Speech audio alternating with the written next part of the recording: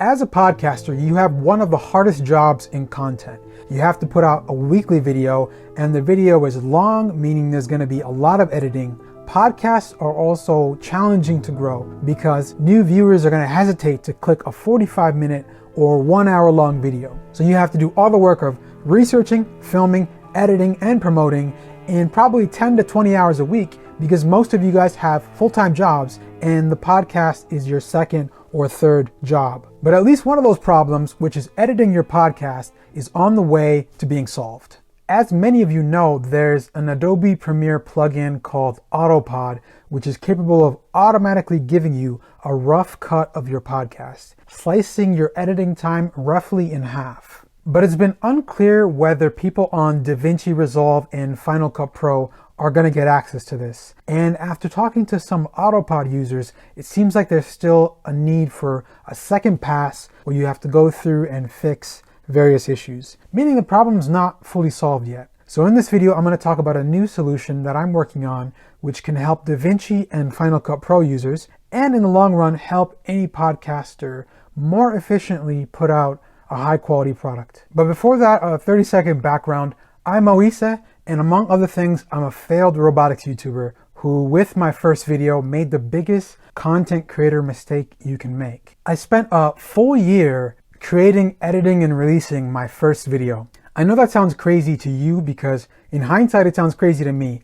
I was thinking along the lines of people like Mr. Beast, Michael Reeves, Danny, people who've built an audience and could afford to spend a large amount of time on their content. But my massive failure, when I obviously didn't get the views that I expected, it got me really passionate about how to put out efficient, high quality content. Because I realized that you're only guessing what stuff will resonate with your viewers until you put something out and see how they respond. And something that you probably already know, which is that consistent videos is how you build your audience. And that's how I became interested in making software to help people edit faster. So what I've designed here is a standalone app which you put your raw video and audio into, and then you go ahead and tell the app which audio and which video belongs to which person. So how you do that is just type in a name for you, type in a name for your co-host, and then you go ahead and tag which video belongs to which person. And you can obviously tag a wide camera, which has both you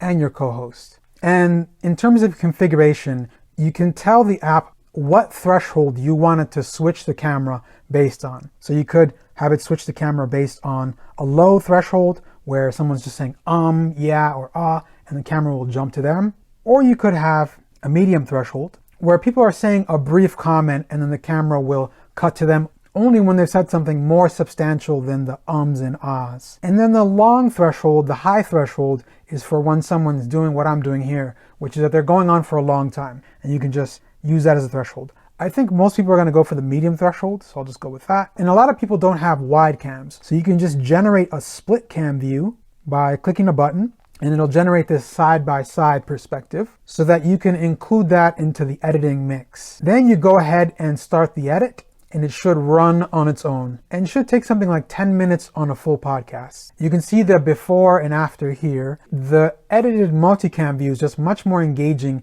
than a static side-by-side would be, because that change attracts the eyeball. Now, most people won't trust the automated edit and are gonna wanna go through and watch it yourself and make tweaks. A big time saver, I thought, would be a one-click way to change the edit. So for this particular section, this guy here, Charlemagne, is the focus. So you could just click this and it would switch the camera view to having the side-by-side, or click on Andrew Schultz's face and have his face there.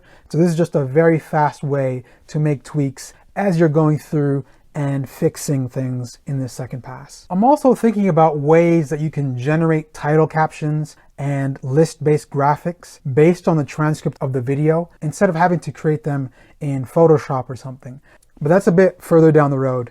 And then you go ahead and export to the editor of your choice using an XML format. For those of you who aren't familiar, XML and FCP XML, all the variants of that, let you export the edit of the project and then import it into your favorite editor, whether that be Premiere or Davinci Resolve or Final Cut Pro.